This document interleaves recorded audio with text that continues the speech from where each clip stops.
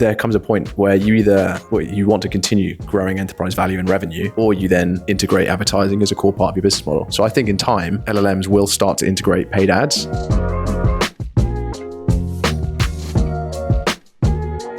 I think that GPT and Claude and other models will integrate paid search into their paid offerings anyway. I think that over time, as everyone is just like acquired as a user, which will happen in time, and people will use different models and different providers, there comes a point where you want to continue growing enterprise value and revenue, and you either do that by releasing additional products, which they will continue to do, and functionality, etc., or you then integrate advertising as a core part of your business model. So I think in time, LLMs will start to integrate paid ads. Could be a bit of an Amazon Prime video play. Exactly that. You pay for this service, which is ad-free, but then you have upsells within it. And there's like different tiers. You can pay more for no ads.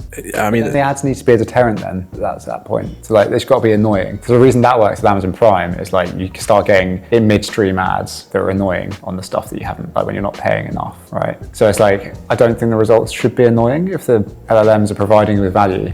No, I don't think so. I think the whole model that we're seeing with Google search showing shopping, etc., and that being relevant, and that gets integrated into LLMs. I think whether it's in a shopping traditional capacity or some other format text, whatever it might be, we'll see.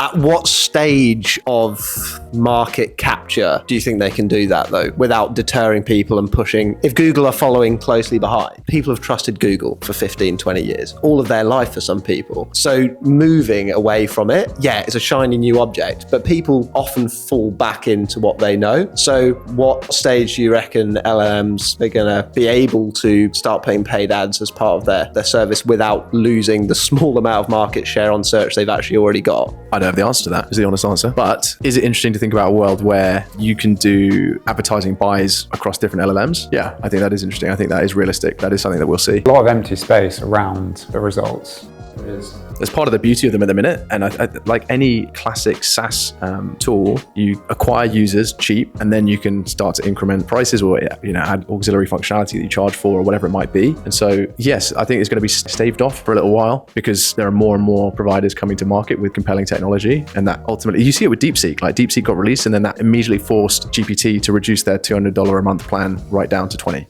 to retain relevance ultimately. So I think that's going to stave off these sorts of things, price increases, etc., for advertising for a little while, but I think it's inevitable that it'll happen. Yeah, I suppose it's like a whole converging thing. They're all converging to essentially the same thing. So it's like where do LLMs go in terms of how they show the information is going to be the value add. Who do you trust more? Is it going to be a brand play beyond that? It's going to become marketing or become the differentiator between all the LLMs. Exactly that. When functionality is all the same, like ease of use, design, speed, all become moat and factors that are like of interest to users. VC money to burn to basically win the market. Do you see one of these LLMs becoming the level of monopoly that Google's been on search in the future? If we're saying all of them are converging towards the same thing, yeah, it's an interesting one to think about. Are we going to see a monopoly like Google? I think Google holds the crown and will continue to. If you think about the average user, like my mum is probably not going to download Claude.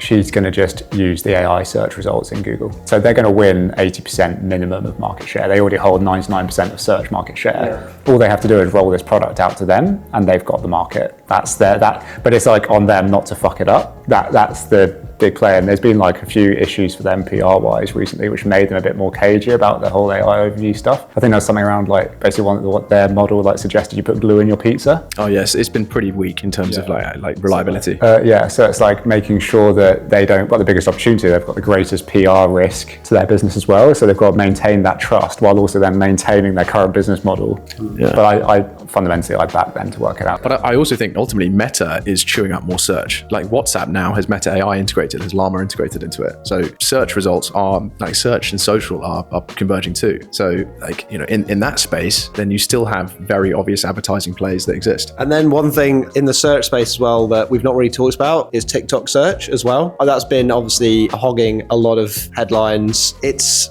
pretty much in its infancy, but as you say, search and social very much converging into one in the way people consume media, but also search is changing drastically. Do you think, as we've touched on, Google is going to have to make the SERP much more engaging, or make at least some moves towards that. And potentially even, if you think about what a paid ad looked like 15 years ago, you'd have a great big green button underneath the link that said ad. Nowadays, it's much harder to see what is an ad and what is not. That's probably what we're going to see with its AI results, is that become more and more integrated into the search engine results page, it being harder to tell what is generated by its like AI overview and what is traditional search before, I presume, it fully takes over. And it'll be really interesting to see how paid ads then fall into that. Yeah, and I think what's going to be super interesting as well is, like, at the moment, LLMs only provide you responses in written format. So when you're talking about TikTok search, like, YouTube is also a place people go for answers to things and how-to guides and stuff. Yeah.